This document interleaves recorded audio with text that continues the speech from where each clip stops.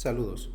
Continuando con la clase de física, vamos a cubrir ahora el capítulo 29, Introducción a la física cuántica.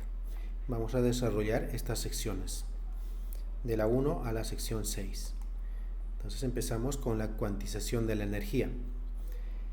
Bien, se hicieron experimentos en cuanto a la radiación térmica y se observó que los materiales, a medida que vamos calentando, por ejemplo, si tenemos un clavo y lo calentamos, este se pone rojo, posterior al rojo se va a poner blanco y así va a ir cambiando de color. Pero este clavo que está a alta temperatura va a emitir radiación, y esa radiación que emite, si nosotros medimos, vamos a determinar que se emite radiación infrarroja, radiación visible, incluso ultravioleta. ¿Okay? Entonces, la curva que vamos a determinar para esta radiación, para la radiación de un clavo a alta temperatura, va a ser esta curva azul. ¿Okay? Esta es la curva experimental.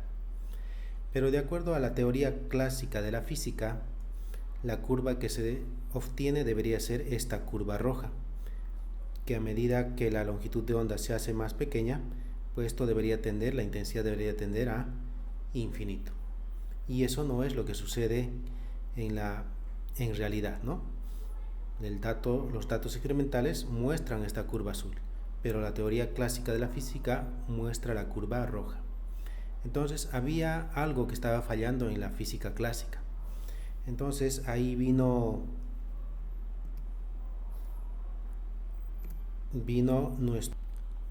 Planck y ideó una teoría para determinar con precisión teóricamente esta curva azul, que es la curva experimental, ¿no?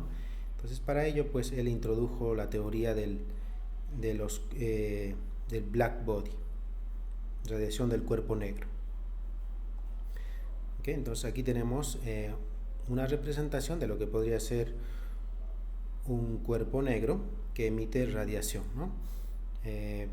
Aquí tenemos un pequeño orificio por el cual se va a insertar cierta energía que va a interactuar con los átomos que se encuentran en las paredes de este cuerpo negro.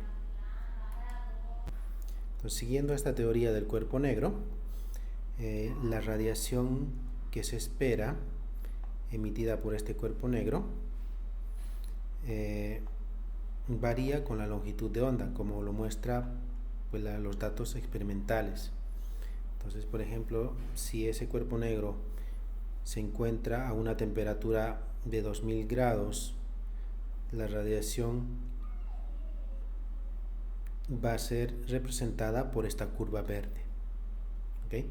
Pero si incrementamos la temperatura, por ejemplo a 3000 grados Kelvin, entonces vemos que el área debajo de la curva, que representa básicamente la energía, pues se hace mayor, y vemos que el pico máximo, ¿verdad? La zona máxima tiende a correrse hacia longitudes de onda más pequeñas. Y si incrementamos la temperatura a 4000 grados Kelvin, la curva se hace mucho más alta, y vemos también que el pico de la curva se corre más hacia longitudes de onda cortas. Bueno, ese corrimiento se puede determinar a través de esta fórmula. ¿Okay? Aquí tenemos la temperatura, tenemos una constante y tenemos la longitud de onda del pico máximo.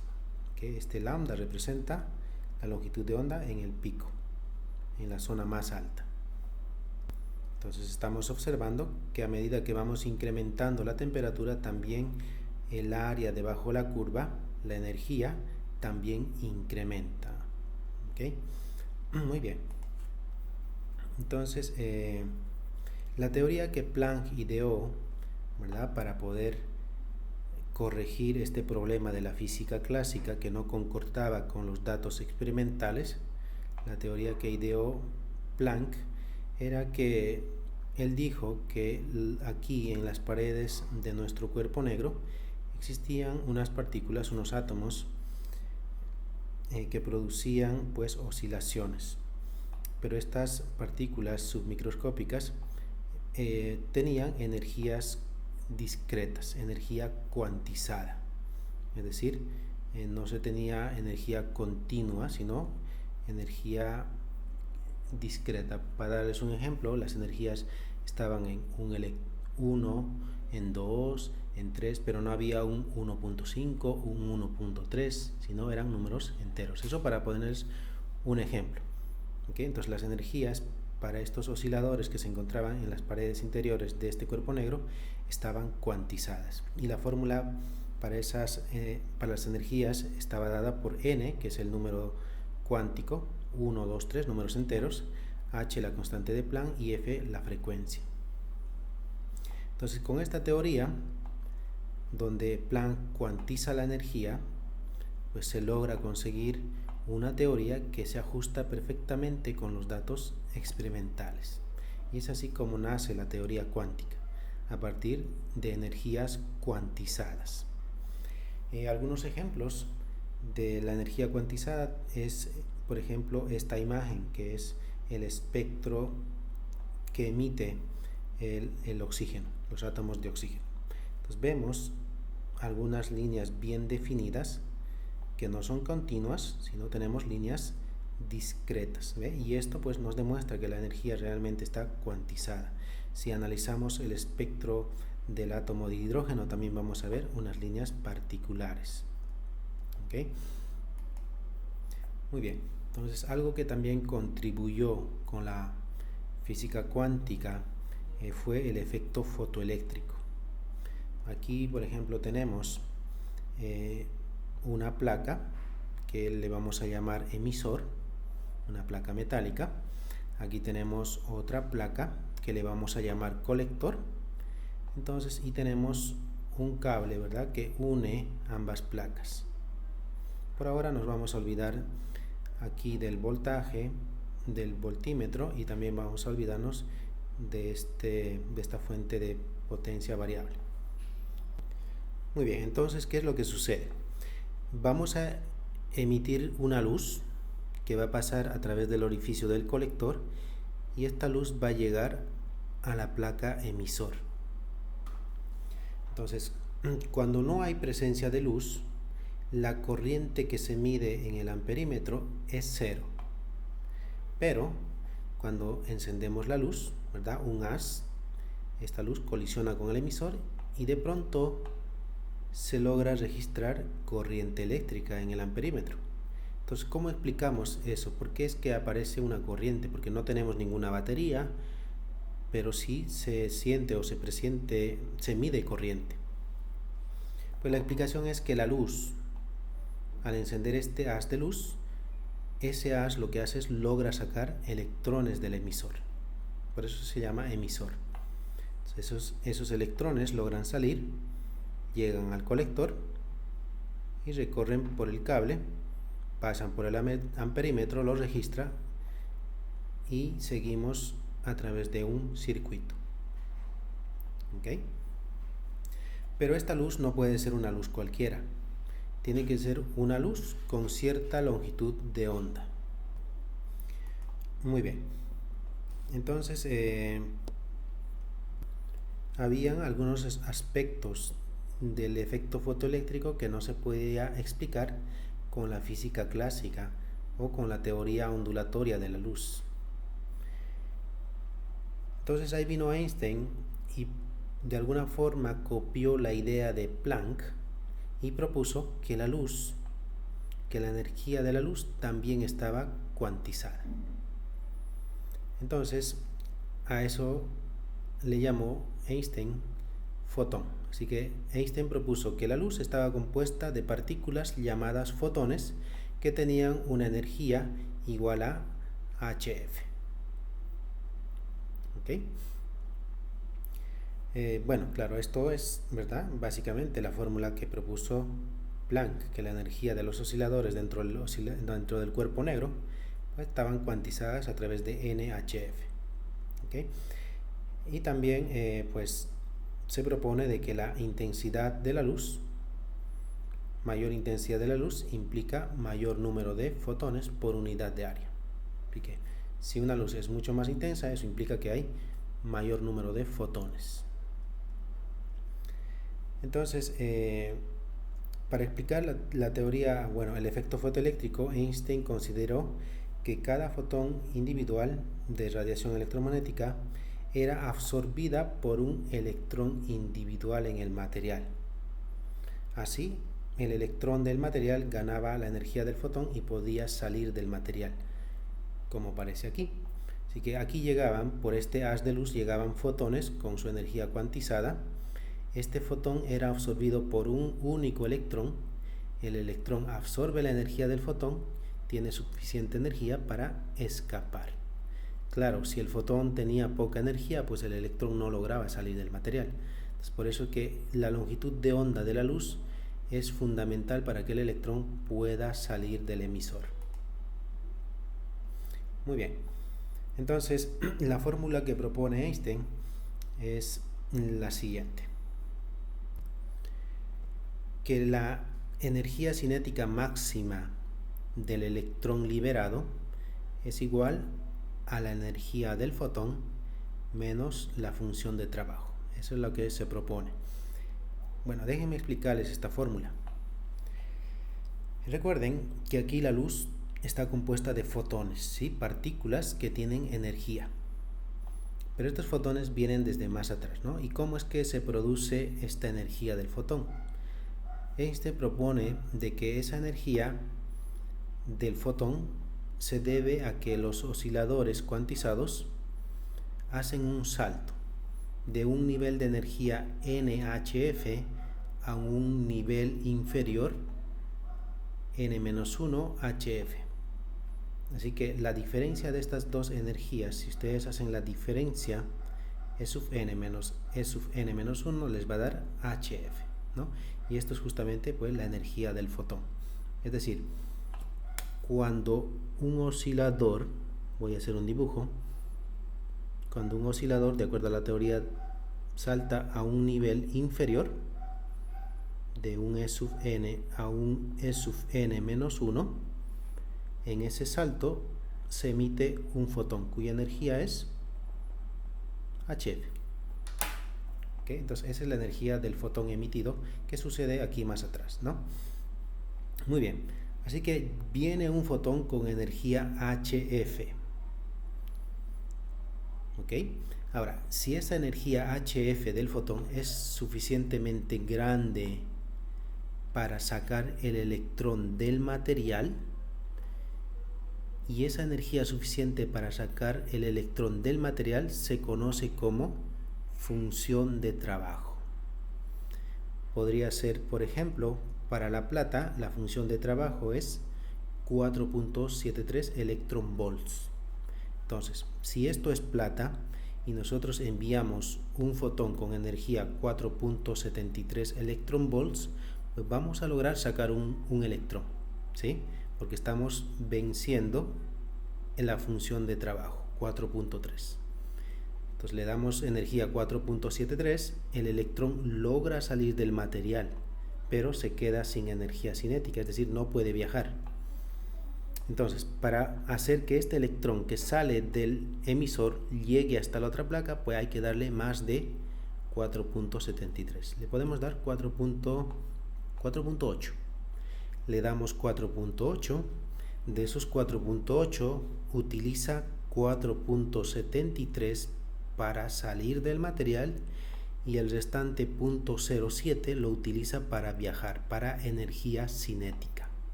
Eso es lo que representa esta fórmula, ¿sí? La energía que le damos del fotón lo utiliza, lo gasta para salir del material, ¿sí? De los 4.8 utiliza 4.73 y lo que le queda lo utiliza para su energía cinética, para que pueda viajar. ¿Ok? Muy bien. Entonces, si el fotón tiene una frecuencia que multiplicada por la constante de Planck nos da 4.73, entonces esta energía 4.73 menos la función de trabajo, la energía necesaria para extraerlo del material, pues nos va a dar 0. Por tanto, su energía cinética va a ser 0. No va a tener energía para viajar al colector. Entonces, a esta frecuencia se le llama frecuencia de corte. Es la frecuencia mínima que le podemos dar al fotón, la frecuencia mínima del fotón, para poder extraer un electrón sin energía cinética. Entonces, si tenemos frecuencia de corte, frecuencia mínima, pues también debemos tener una longitud de onda de corte, ¿sí? Porque la frecuencia y la longitud de onda pues están relacionadas, ¿verdad? A través de la ecuación de onda para la luz. Entonces, dijimos, ¿no? Si esta frecuencia es la frecuencia de corte, lo que va a producir es 4.73 menos la función de trabajo, 4.73, pues 0. Pues por eso estamos escribiendo aquí energía cinética máxima, va a ser 0, porque estas dos cantidades son iguales. Ok, entonces aquí en lugar de escribir frecuencia, utilizando la ecuación de onda que nos dice C igual a lambda por frecuencia, de aquí despejando para frecuencia escribimos C sobre lambda. Así que aquí en lugar de frecuencia escribimos C sobre lambda multiplicado por H menos la función de trabajo igual a 0. Entonces de aquí despejando para la longitud de onda de corte nos va a dar longitud de onda de corte igual a HC sobre phi. ¿Okay? Pero pues esta fórmula no es algo extraordinario porque viene de la fórmula general, ¿no? Esta es nuestra fórmula general. Esta longitud de onda de corte se consigue cuando la energía cinética es máxima, es decir, cuando la energía cinética es 0, ¿no? Es decir, cuando el electrón apenas logra salir del material, no logra viajar hasta el colector. Muy bien, entonces como vemos aquí en esta tabla, las funciones de trabajo para los diferentes materiales pues tienen diferentes valores, ¿no? Aquí, ¿quién es el que tiene mayor función de trabajo? El platino. Así que el platino se va a resistir a abandonar o a dejar libre un electrón. Necesita 6 electron volts para poder quitarle un electrón al platino. Y el que es más fácil de extraer electrones, el sodio, ¿no? Tan solo necesitamos 2.43 electron volts y ya tenemos un electrón fuera del material, pero sin energía cinética. Si le damos 2 o 3 electron volts, pues se utiliza 2.46 y el restante lo utilizamos para su energía cinética, para que pueda viajar. ¿Okay? Entonces esta es la formulita que explica todo el efecto fotoeléctrico. Muy bien, entonces como les había mencionado, el efecto fotoeléctrico no se podía explicar con la teoría clásica de la física. Por ejemplo, una de las observaciones en el efecto fotoeléctrico era que los electrones no se podían emitir por debajo de la frecuencia de corte. Entonces la teoría clásica de la teoría ondulatoria de la luz indicaba que el efecto fotoeléctrico debería ocurrir a cualquier frecuencia, pero eso no era lo que ocurría, ¿sí? Con la teoría del efecto fotoeléctrico, pues vimos, ¿verdad?, que la frecuencia debería ser lo suficientemente alta como para poder vencer a la función de trabajo, ¿no? Y eso es lo que nos explica, ¿no?, en la teoría cuántica. Los fotoelectrones, es decir, los electrones extraídos por los fotones, son absorbidos únicamente por un solo electrón, que debía tener energía superior a la función de trabajo, ¿no? Y con eso pues se explica por qué es que a partir de cierta frecuencia se podían extraer electrones. Otra observación era que la energía cinética máxima era independiente de la intensidad de la luz. Esto es experimental, esto es lo que se observa. ¿Cómo explica la teoría clásica? La teoría dice que la intensidad de la luz debería incrementar la energía cinética de los electrones extraídos, pero eso no es lo que ocurre. Lo que ocurre es que la energía cinética era independiente de la intensidad de luz. Recuerden que la intensidad de luz es básicamente a mayor intensidad, mayor número de fotones, pero cada electrón absorbe un solo fotón. Así que no importaba si había muchos fotones, porque el electrón solo iba a absorber un solo fotón. ¿Okay? Y otra vez, la energía cinética depende de la frecuencia del fotón, ¿sí? Si la frecuencia era alta, lograba vencer la función de trabajo y lo que le quedaba pues, se utilizaba para energía cinética, ¿no? Otra observación es que la frecuencia de la luz incrementa la energía cinética.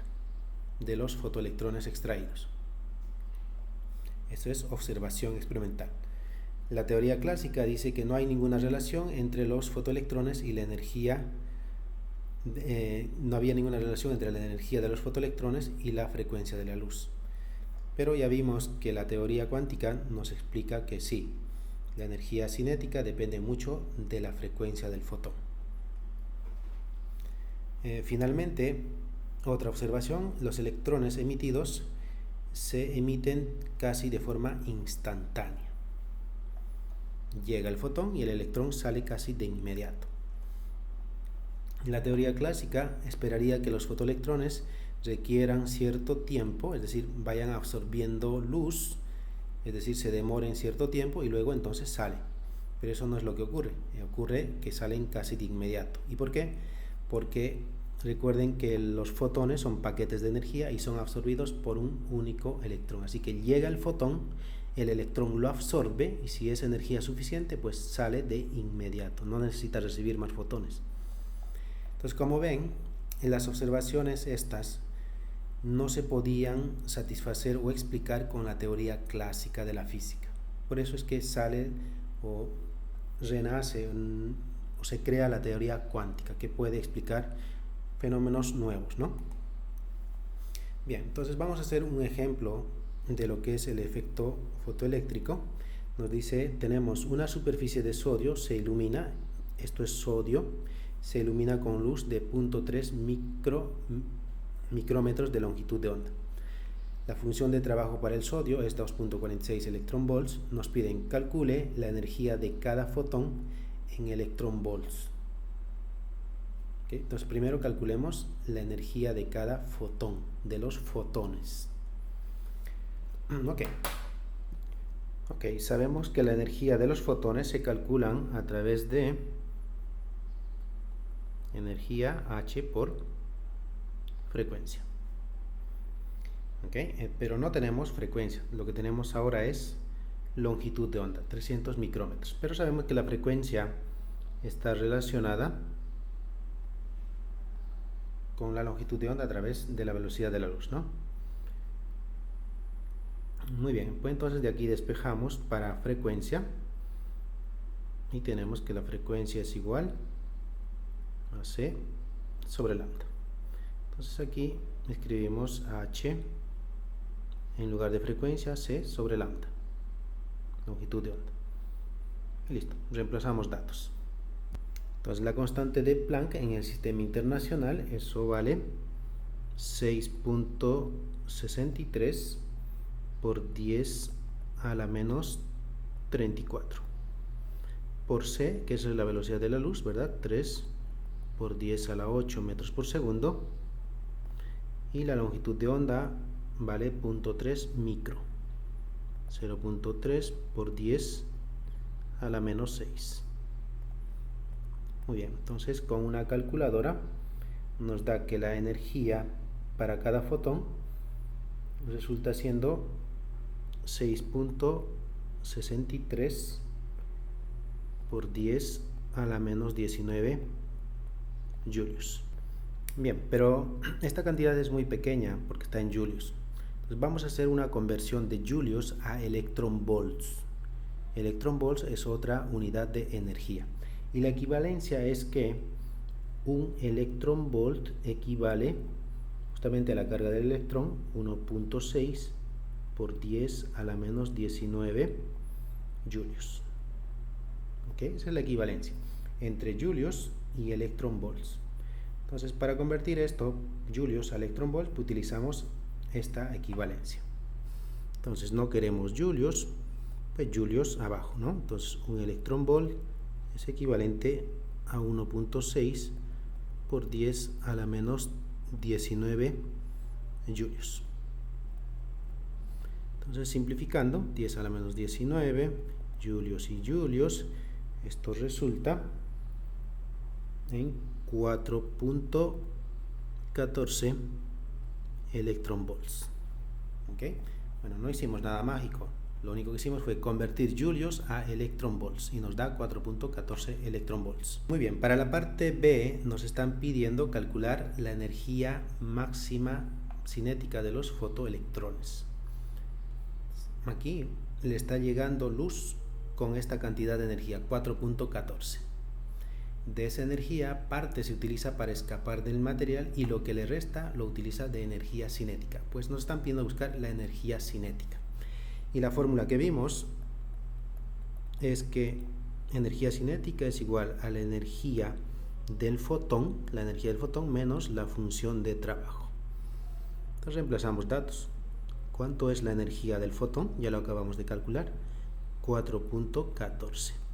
¿Cuánto es la función de trabajo para el sodio? Porque aquí no están hablando del sodio. Dice que es 2.46. Así que de esos 4.14 se utilizan 2.46 para extraer el electrón del material. Y lo que le queda, pues viene siendo 4.14 menos 2.46, 1.68 electronvolts. ¿Okay? Bueno, finalmente la parte C, la longitud de onda de corte para el sodio. Nosotros ya deducimos la fórmula para la longitud de onda de corte para el sodio. ¿Sí? Recuerden, la frecuencia de corte es la frecuencia mínima para extraer electrones. Bueno, esta frecuencia de corte está relacionada también a la longitud de onda a través de la velocidad de la luz. Así que vamos a utilizar directamente esta formulita.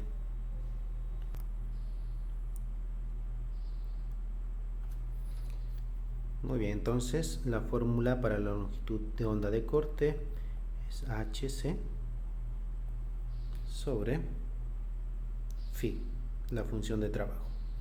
Entonces reemplazamos los valores, ¿no? ¿Cuánto es h? 6.63, o podemos escribir directamente el valor de h en electronvolts. Entonces la constante de Planck h es 6.63 por 10 a la menos 34 julios por segundo, o también se puede escribir en unidades de electronvolts. 4.14 por 10 a la menos 15 electronvolts por segundo. ¿Ok? Muy bien, pues entonces vamos a escribir la constante de Planck en electronvolts, así nos ahorramos un montón de cálculos. Entonces 4.14, ya eso está en electronvolts, por la velocidad de la luz, que eso es 3 por 10 a la 8, dividido entre la función de trabajo, que también ya está en electronvolts. Así que eso nos va a ahorrar conversión de unidades. ¿Cuánto es la función de trabajo para el sodio? 2.46. Listo. Entonces, con una calculadora, esto resulta 505 nanómetros. ¿Ok? O 505 por 10 a la menos 9 metros. Muy bien, entonces como pudieron ver, esto del efecto fotoeléctrico es bastante sencillo. Solo tienen que tener presente que los fotones llegan con cierta energía. Esa energía es absorbida por los electrones que se encuentran en la superficie de este material. Utilizan parte de esa energía para salir del material, y lo que les queda pues lo utilizan de energía cinética para tener velocidad y viajar hasta el colector. Muy bien, pues aquí tenemos un ejercicio muy similar, lo resuelven. Y ahora pasamos a la sección 29.3. Muy bien, entonces ahora podemos ver la energía de los fotones y cómo estos están relacionados al espectro electromagnético. De hecho, nosotros ya vimos este espectro electromagnético cuando estudiamos a la luz como onda. Vimos que a longitudes de onda grandes le corresponden frecuencias bajas, ¿no? Porque la longitud de onda y la frecuencia son inversamente proporcionales. ¿Cómo escribimos aquí? Frecuencia y longitud de onda son inversamente proporcionales. Si pasamos lambda al otro lado, queda en el denominador y quedarían inversamente proporcionales. Así que longitud de onda y frecuencia son inversamente proporcionales. Entonces, a longitudes de onda grande le corresponden frecuencias pequeñas, ¿no? Baja frecuencia. Si la frecuencia es baja, entonces la energía también es baja, porque recuerden que la energía es H por frecuencia. Mayor frecuencia, mayor energía. Y sucede lo contrario con la longitud de onda. ¿Ok? Mayor longitud de onda, menor energía. Y así, ¿no? Si vamos incrementando la frecuencia, la longitud de onda va decrementando. Si vamos incrementando la frecuencia, la energía también va incrementando. ¿Ok? Entonces, pues vemos las energías, ¿no? Y vemos que las energías altas la tienen, por ejemplo, la radiación ultravioleta, los rayos X y los rayos gamma, que ya están en los orden de los megaelectronvolts. Rayos X en kiloelectronvolts, ultravioleta en electronvolts. ¿Ok? Así que si hablamos de rayos X, es alta energía, kiloelectronvolts, por eso es capaz de penetrar hasta los huesos. La radiación gamma, ya eso es alta energía, incluso puede causar daños a los tejidos, ¿no? Y producir cáncer. Muy bien, entonces, ¿cómo es que se producen los rayos X? Para producir rayos X, lo que tenemos que hacer es, básicamente, emitir electrones de alta energía. Estos electrones golpean el target, un material, interactúan, ¿verdad? Porque ellos tienen alta energía, electrones de alta energía interactúan con el material del objetivo y esa interacción pues produce rayos X. ¿Okay? Y esto más adelante vamos a ver que se debe básicamente a saltos de electrones de niveles altos a niveles inferiores, a niveles bastante bajos. Y es así como se producen los rayos X. Pero no solamente se producen rayos X, ¿no? Se produce un rango de longitudes de onda, entre 30 hasta 90. Claro, en este espectro de rayos X predominan la radiación K beta, cuya longitud de onda está más o menos en 62 picómetros, y un pico más alto es la radiación K alfa, que la longitud de onda es más o menos de 70 picómetros. Ok, esto de K más adelante lo vamos a ver, de dónde viene K. Se refiere al nivel K de energía de los átomos, pero eso lo vamos a ver cuando estudiemos el modelo del átomo. ¿Okay? Entonces aquí tenemos un análisis en cuanto al momentum de los fotones. Por ejemplo, aquí tenemos un fotón, ¿no? El fotón dijimos que tiene una energía HF y es un paquete que se comporta pues como una partícula, no solo como una onda, sino tiene un comportamiento corpuscular, partícula. Entonces, dado que es una partícula, este fotón puede colisionar con una partícula electrón, transferir momentum, transferir energía, como se observa aquí. ¿Sí? Antes de la colisión, el fotón tiene una energía HF. Golpea al electrón, le transfiere parte de su energía y con esa energía pues el electrón puede desplazarse, ¿no? Y el fotón resultante es un fotón de menor energía. Es decir, ¿qué sucedió? Que el fotón transfirió parte de su energía al fotón y lo que le queda pues lo utiliza para seguir desplazándose. ¿Okay? A eso pues le llamamos el efecto Compton, donde el momentum se define como h sobre lambda. H constante de Planck y lambda la longitud de onda. Muy bien, pues vamos a utilizar esta fórmula para poder resolver este ejercicio, que es básicamente sustituir valores. Muy bien, pregunta conceptual. Cuando un fotón es dispersado o dispersa un electrón, el fotón pierde energía. ¿Verdadero o falso? Cuando un fotón dispersa un electrón, este fotón pierde energía.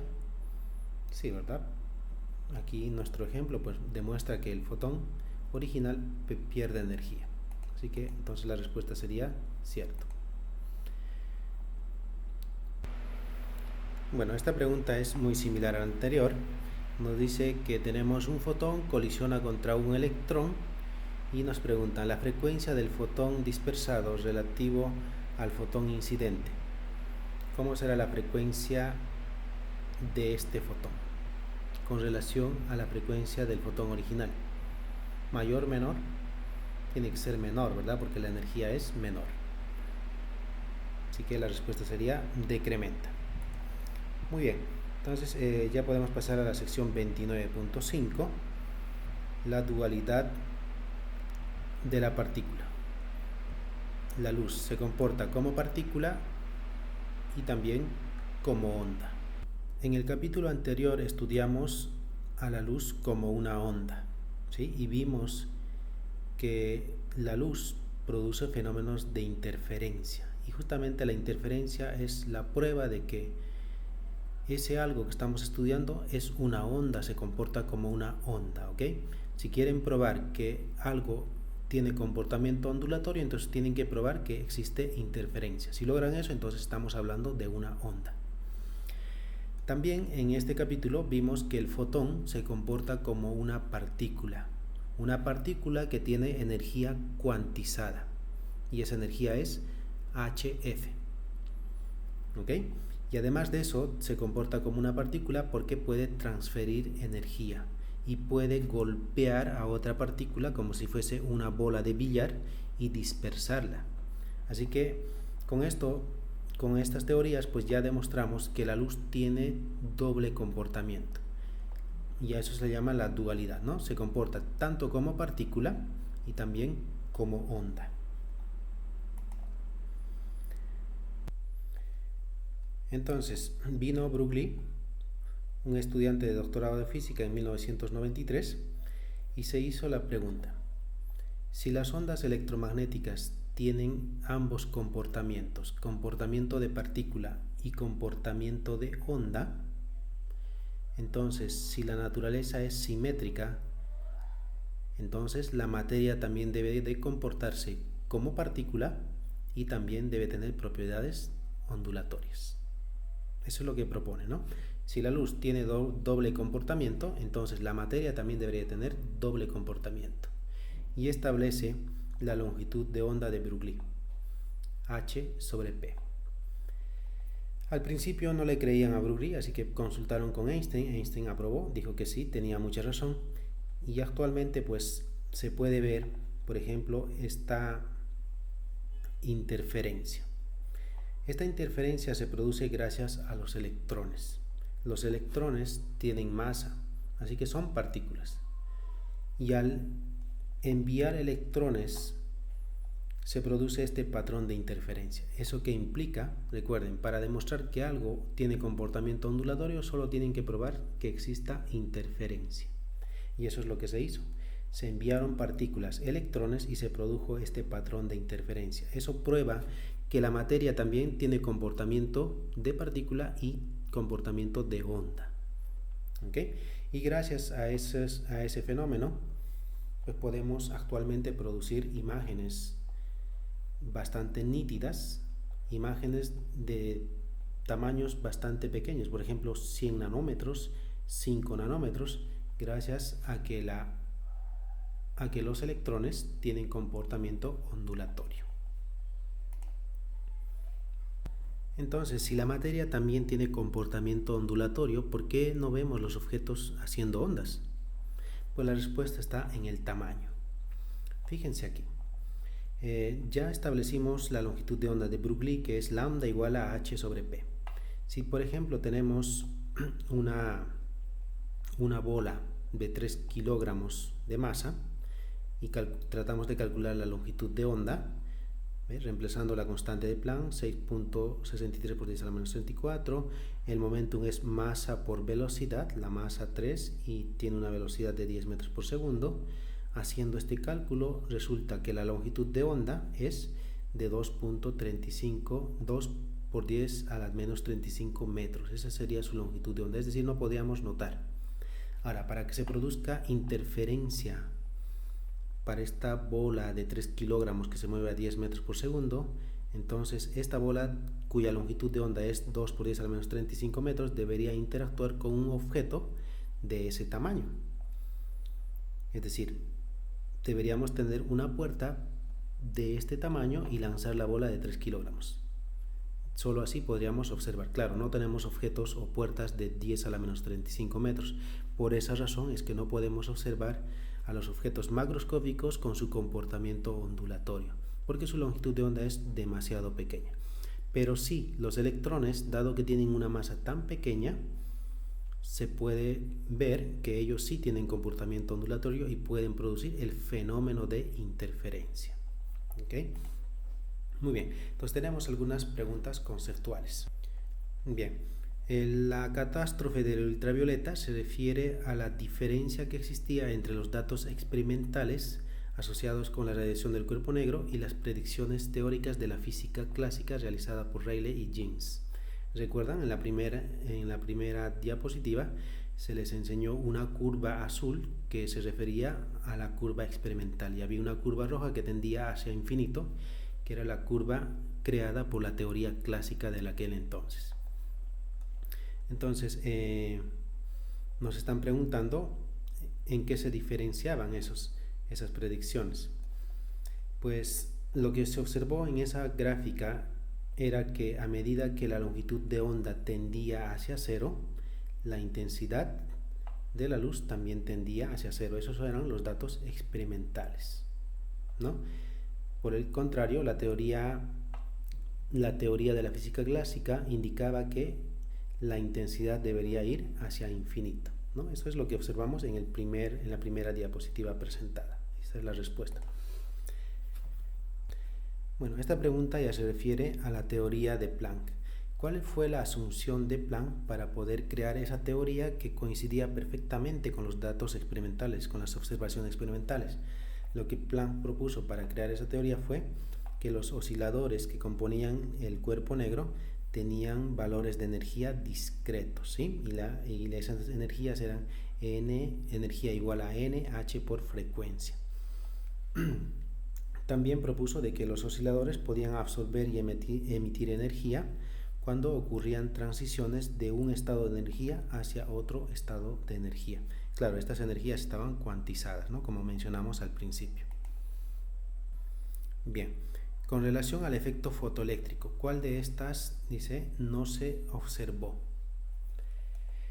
Bueno, analicemos las otras antes de dar la respuesta. Los electrones son emitidos de la superficie del metal casi instantáneamente, ¿cierto? Sí, ¿verdad? Los electrones absorben un fotón, si tienen la energía suficiente, pues salen de inmediato. La frecuencia de corte para los metales. Por debajo de la frecuencia de corte, ningún fotoelectrón era emitido, ¿sí? Recuerden, los fotones tienen energía HF. Si ese fotón tiene energía suficiente, el electrón absorbe y puede salir. Si no tiene la energía suficiente, que depende de la frecuencia, pues no podía salir. Y finalmente tenemos la frecuencia y la energía cinética dependen uno del otro, ¿no?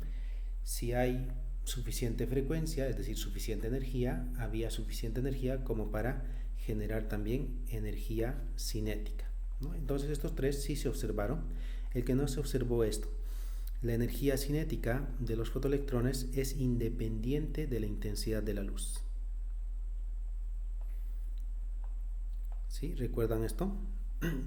Así enviemos muchos fotones, pero de baja energía, por ejemplo, luz visible, emitimos luz visible, pero muchísimos, ellos no van a ser capaces de extraer un electrón y darles energía cinética.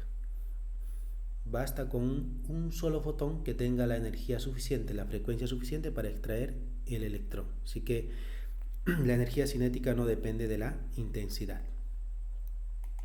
Y con eso terminamos la presentación. Cualquier duda me dejan saber.